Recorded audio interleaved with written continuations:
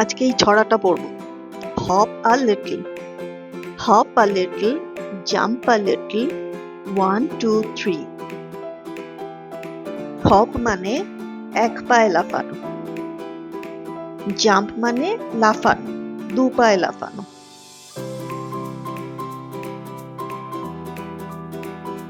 Stamp a little, skip a little, tap 1 knee।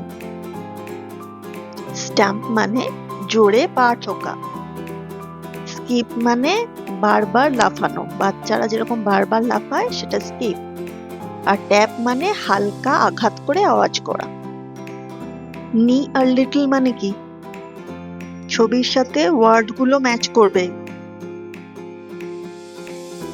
এ থেকে Z অব্দি প্রত্যেকটা লেটার দিয়ে একটা করে ওয়ার্ড লিখবে। প্রথম দুটো আমি দেখিয়ে দিলাম, বাকিগুলো নিজেরা লিখবে।